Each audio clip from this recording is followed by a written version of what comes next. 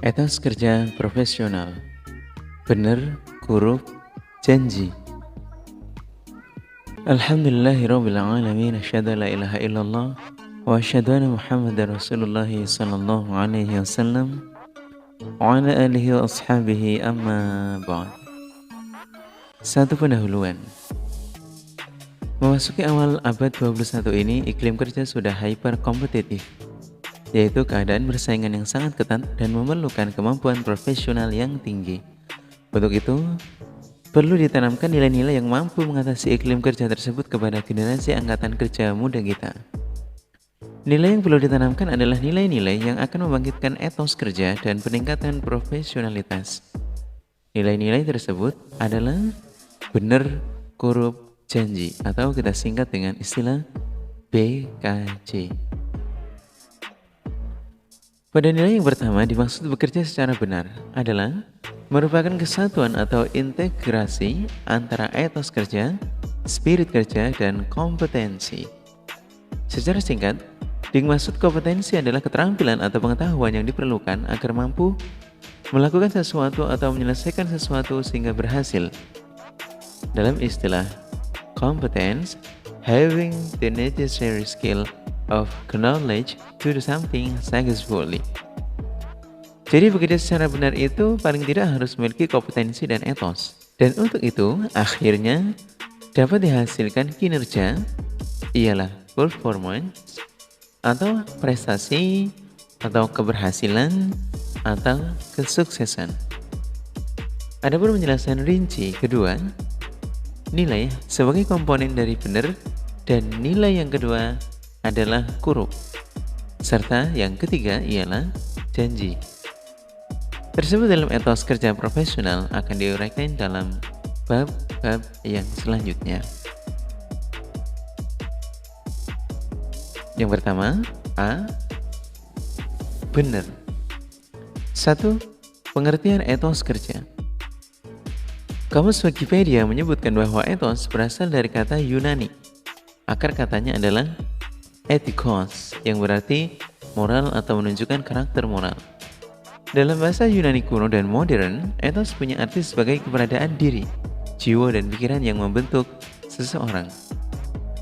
Pada Webster New World Dictionary College Edition, etos didefinisikan sebagai kecenderungan atau karakter, sikap, kebiasaan, keyakinan yang berbeda dari individu atau kelompok. Bahkan dapat dikatakan bahwa etos pada dasarnya adalah tentang etika. Dalam Kamus Besar Indonesia, etos kerja adalah semangat kerja yang menjadi ciri khas dan keyakinan seseorang atau sesuatu kelompok. Dengan demikian, etos adalah sikap yang tetap dan mendasar yang melahirkan perbuatan-perbuatan yang mudah dalam pola hubungan antar manusia dengan dirinya dan di luar dirinya. Dari keterangan-keterangan di atas, dapat disimpulkan bahwa kata etos berarti watak atau karakter seseorang individu atau kelompok manusia yang berupa kehendak atau kemauan yang disertai dengan semangat yang tinggi guna mewujudkan sesuatu keinginan atau cita-cita.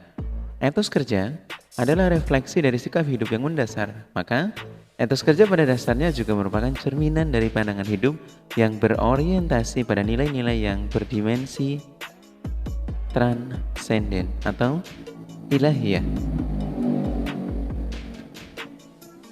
Dari pandangan hidup yang berorientasi pada nilai-nilai yang berdimensi transenden atau ilahiyah.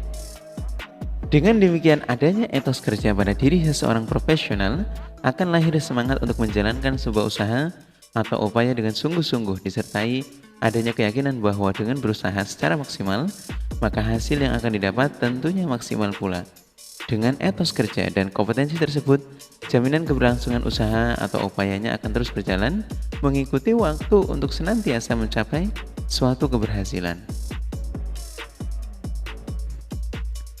Yang kedua, fungsi dan tujuan etos kerja.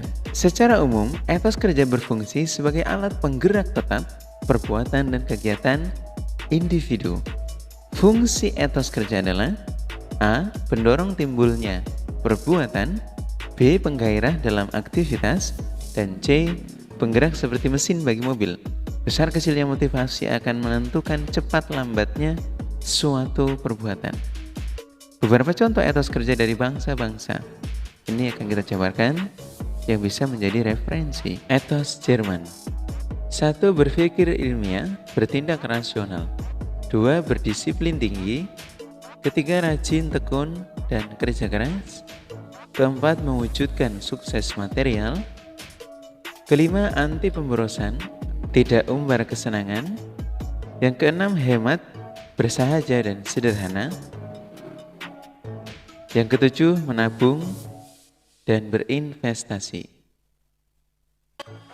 Berikutnya adalah etos Jepang. Bisa disingkat dalam bahasa Jepang, Ki, Yu, Jin, Rei, Makoto, Melyo, Chugo. Yang pertama Ki, bersikap benar dan bertanggung jawab. Yu, berani dan kesatria. 3. Jin, murah hati dan mencintai. 4. Rei, bersikap santun dan hormat. 5. Makoto, bersikap tulus dan sungguh-sungguh. Nomor 6. Melyo, menjaga martabat dan kehormatan. Yang 7. Chugo, mengabdi dan loyal. Berikutnya adalah etos Cina dengan kategori yang banyak, berjumlah 14. Yang pertama adalah kesabaran itu memang pahit, tapi buahnya sangat manis. Yang kedua, bekerja sekurang-kurangnya 18 jam sehari. Yang ketiga, bekerja dengan lebih keras dan rajin. Yang keempat, keuntungan yang diperoleh dibelanjakan untuk menambah modal kerja dan melakukan investasi. Uang digunakan untuk menghasilkan uang. Yang kelima, ketika jatuh dan akan merasa sakit, tetapi rasa sakit itulah yang akan membuatnya bangkit. Yang keenam, pantang mengeluh di hadapan pelanggan, apalagi menunjukkan emosi negatif. Yang ketujuh, agresif, proaktif, berani, tahan banting, semangat tinggi, dan rela berjuang untuk merebut segala peluang yang ada. Yang kedelapan, mengutamakan kecepatan dalam bertindak. Yang kesembilan, Cina memiliki kode etik. Menjatuhkan pedagang lain merupakan perbuatan terkutuk. Yang 10, sekali melangkah, mereka akan terus melangkah. Tidak ada kata mundur. 11, orang Cina percaya nasib buruk dapat diubah, sial dan malang dapat dibuang dan digantikan dengan nasib baik. 12. Masalah adalah batu loncatan dan bukan penghalang sebuah keberhasilan. Ke-13. Agar keuntungan terus bertambah, sebagian keuntungan disumbangkan kepada yang membutuhkan, sebagian digunakan untuk investasi kembali. Ke-14. Kesulitan, kepedihan, keletihan tidak pernah melemahkan pedagang yang berwawasan. Dalam perdagangan, ada waktunya muncul dan tenggelam. Jika tenggelam, harus muncul kembali. Jika jatuh, harus cepat bangun lagi dengan kekuatan yang baru.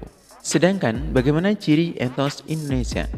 Literatur yang telah terbit berkaitan dengan tema etos telah digali dan dikembangkan oleh Jensen Sinamo melalui bukunya yang berjudul 8 Etos Kerja Profesional yang dapat digunakan sebagai salah satu rujukan tentang bagaimana jenis etos yang perlu diaktualisasikan bagi upaya terbangunnya etos kerja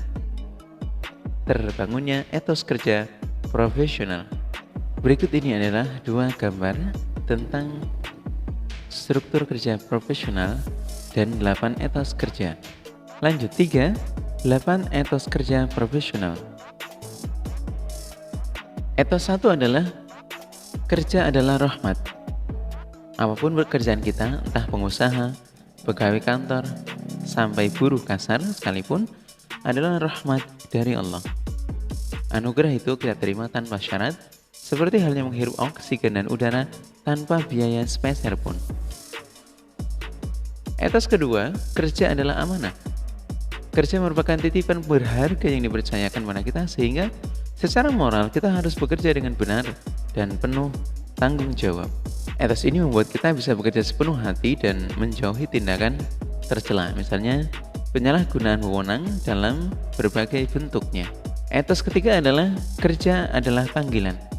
Kerja merupakan suatu drama atau amalan yang sesuai dengan panggilan jiwa, sehingga kita mampu bekerja dengan penuh integritas. Jadi, jika pekerjaan atau profesi disadari sebagai panggilan, kita bisa berucap pada diri sendiri, I'm doing my best. Akan saya laksanakan sebaik mungkin. Dengan begitu kita tidak akan merasa puas jika hasil karya kita kurang baik mutunya. Yang keempat adalah kerja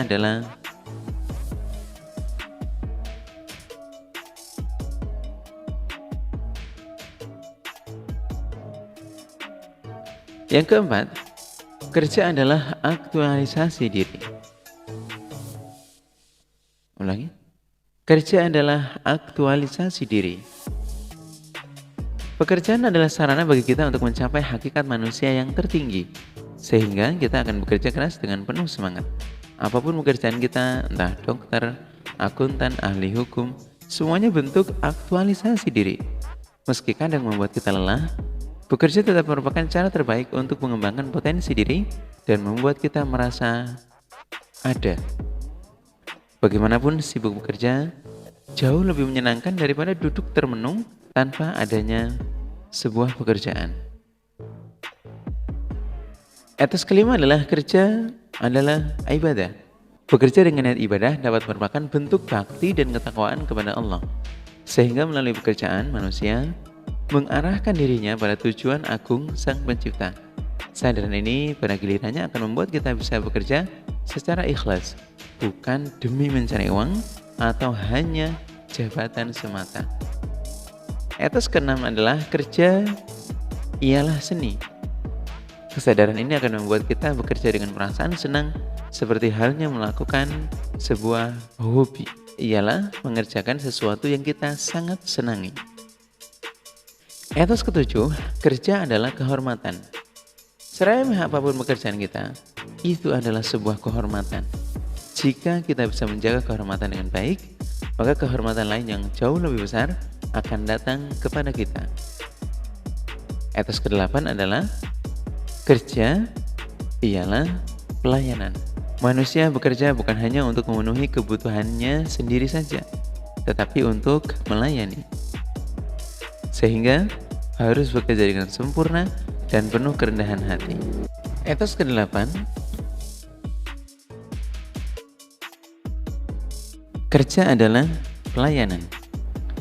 Manusia bekerja bukan hanya untuk memenuhi kebutuhannya sendiri, tetapi untuk melayani, sehingga harus bekerja dengan sempurna dan penuh kerendahan hati.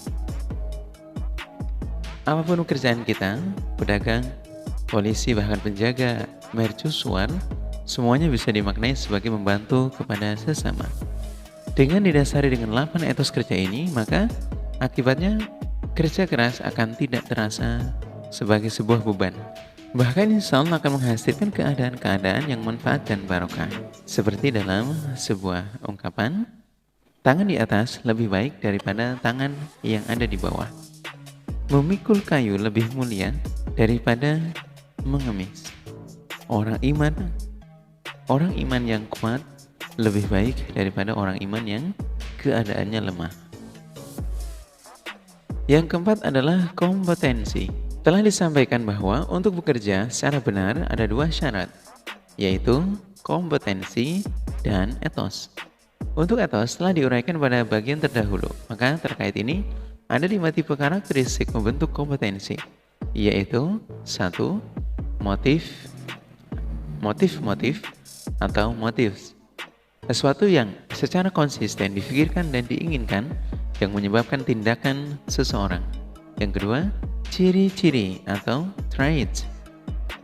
Karakteristik fisik dan respon-respon yang konsisten terhadap situasi atau informasi. Yang ketiga adalah konsep diri atau self-concept. Sikap-sikap, nilai-nilai atau gambaran tentang diri sendiri seseorang.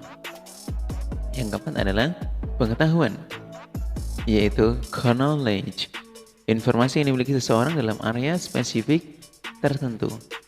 Yang kelima, yang kelima ialah skill, kecakapan seseorang untuk menampilkan tugas fisik atau tugas mental tertentu.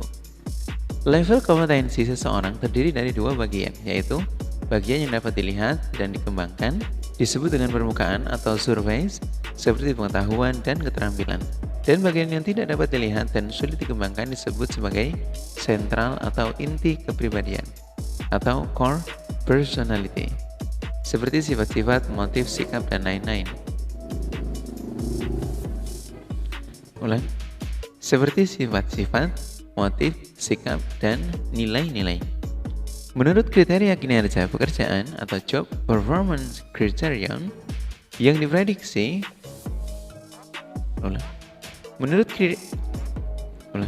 Menurut kriteria kinerja pekerjaan atau job performance criterion yang diprediksi, kompetensi dapat dibagi ke dalam dua kategori, yaitu kompetensi permulaan atau ambang, threshold competition, dan kompetensi yang membedakan atau differentiating competencies. Yang pertama, threshold competencies merupakan karakteristik esensial atau minimal, biasanya adalah pengetahuan dan keterampilan yang dibutuhkan oleh seseorang untuk dapat berfungsi efektif dalam pekerjaannya, akan tetapi tidak membedakan kinerja pekerjaan yang superior dan kinerja pekerja yang biasa saja. Kompetensi kategori kedua adalah kompetensi yang membedakan, yaitu faktor-faktor yang membedakan antara pekerjaan yang memiliki kinerja superior dan yang biasa-biasa saja atau rata-rata. Untuk itu, pada setiap profesi ada suatu standar kompetensinya masing-masing. Standar kompetensi adalah suatu ukuran atau kriteria yang berisi rumusan mengenai kemampuan minimal personil yang dilandasi oleh pengetahuan, keterampilan, dan didukung sikap serta penerapannya di tempat kerja yang mengacu pada unjuk kerja yang dipersyaratkan.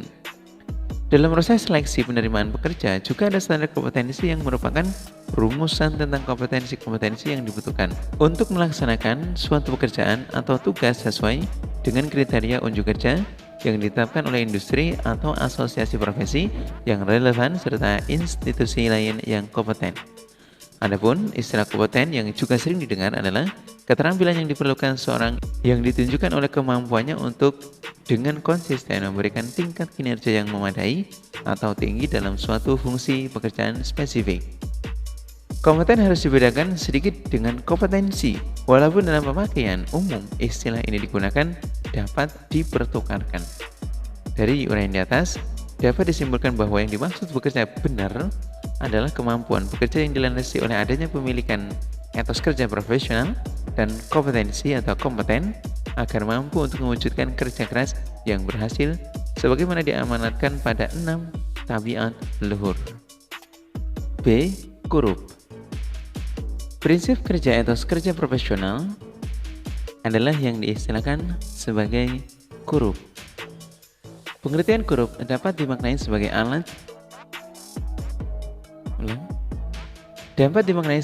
dapat dipenuhinya kewajiban pokok manusia yang juga sebagai makhluk yang mempunyai kewajiban beribadah.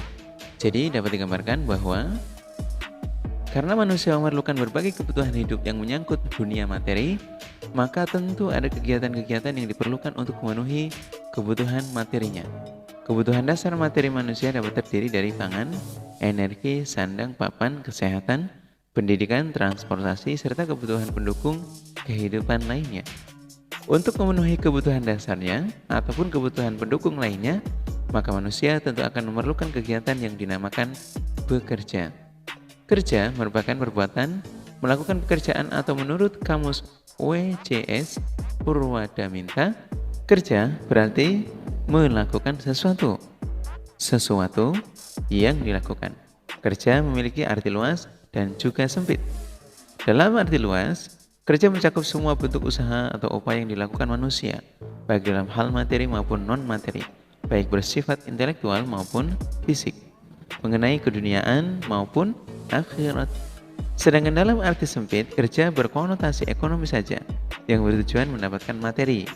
Di bidang ekonomi, azas efisiensi dan efektivitas tetap menjadi pertimbangan ketika seseorang akan memberi atau menerima pekerjaan sehingga waktu dan profesionalitas yang diaktualisasikan dapat menghasilkan manfaat yang maksimal.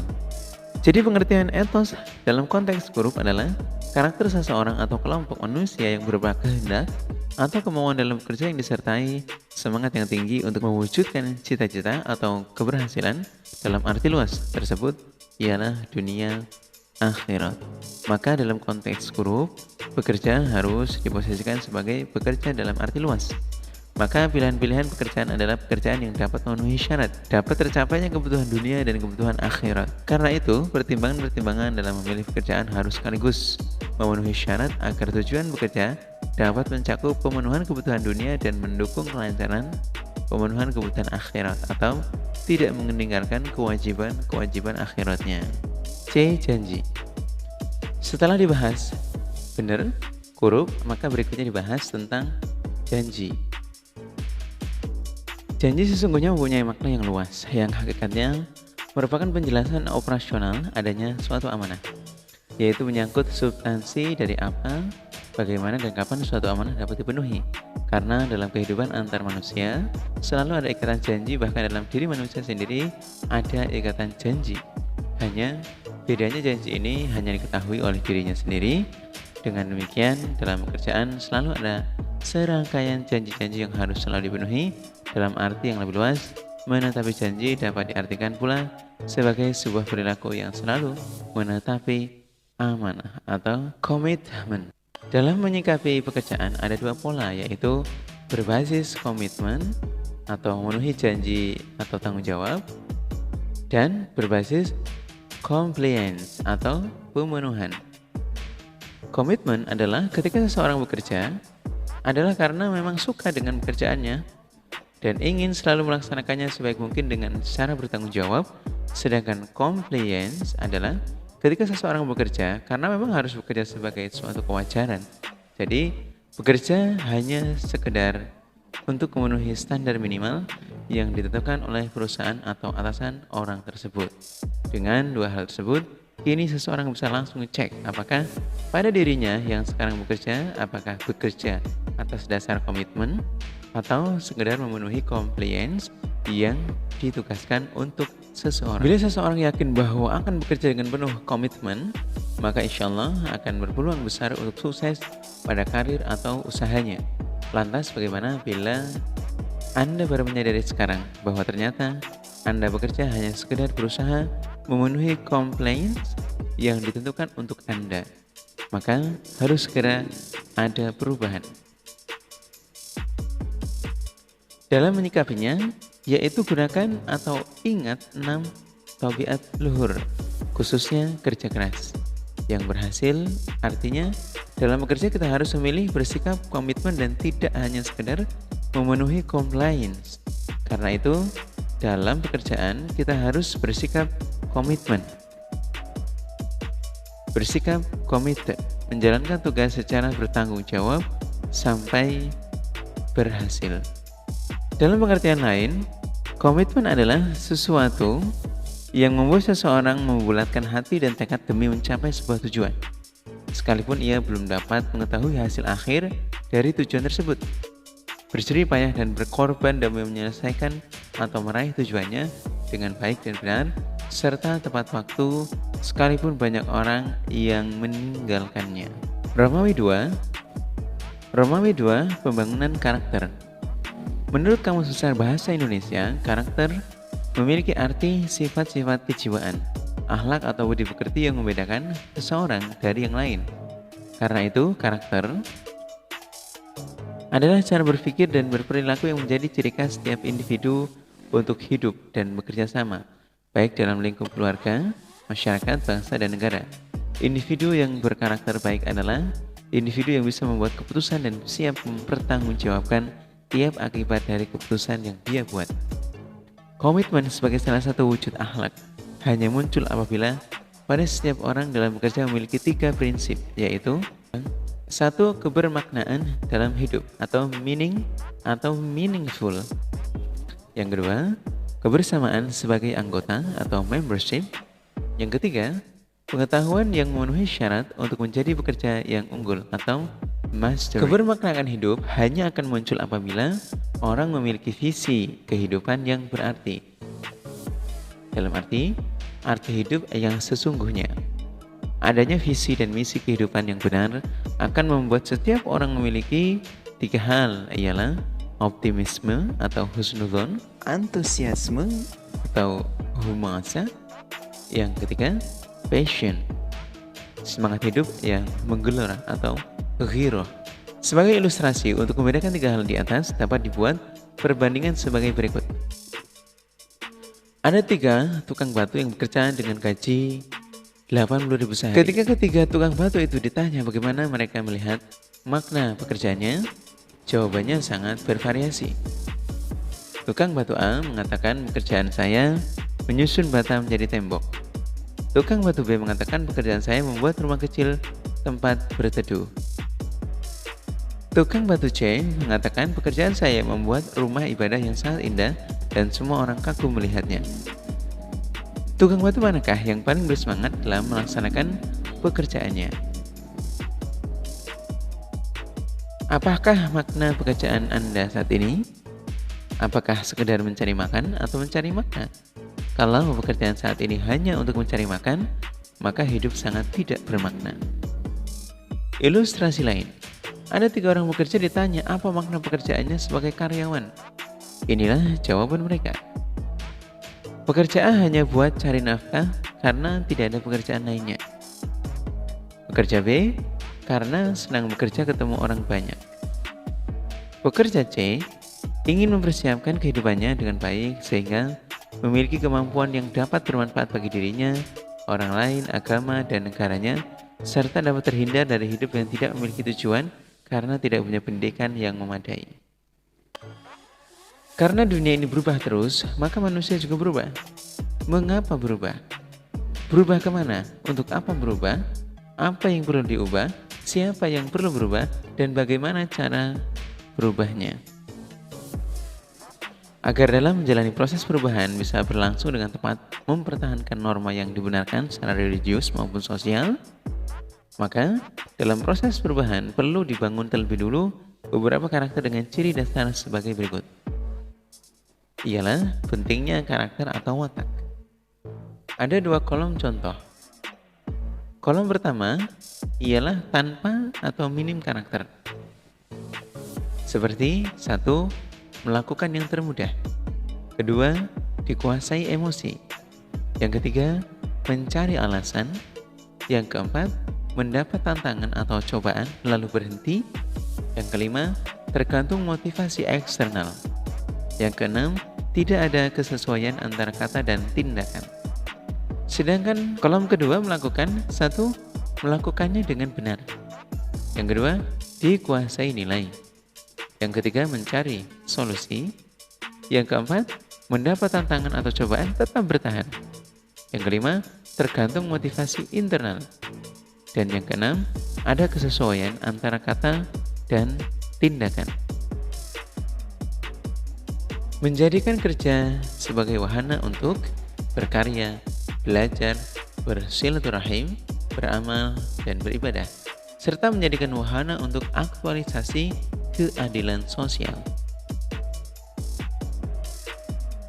Dengan demikian, kata janji atau lebih luasnya adalah komitmen dalam konteks norma bekerja secara profesional mempunyai implikasi yang sangat luas, dan ketika itu digabungkan dengan benar dan korup akan berkemampuan menghasilkan tampilan karakter, kinerja dan kepercayaan, dan dapat akhirnya menjadi panutan dalam rangka amar ma'ruf bil hal. Romawi 3 kesimpulan. Apabila seseorang dapat menerapkan etos kerja profesional, benar korup janji, maka ada beberapa hal yang dapat dicapai. 1. Dalam iklim kerja yang sudah hyperkompetitif, maka etos kerja benar korup janji dapat menjadi dasar pijakan untuk menyikapinya, supaya dapat survive, berhasil mengatasi iklim tersebut. Yang kedua, keberhasilan sebagaimana pada butir 1 akan sekaligus dapat berfungsi sebagai dakwah bilhal, baik secara individu ataupun sebagai sebuah kelompok kerja. Yang ketiga, benar korup janji atau BKJ yang dilandasi 6 tabiat luhur secara khusus menjadi etos kerja profesional warga dan pada gilirannya menjadi etos kerja ideal bagi bangsa Indonesia. Insyaallah. Alhamdulillah, jazakumullahu khairan. Assalamualaikum warahmatullahi wabarakatuh.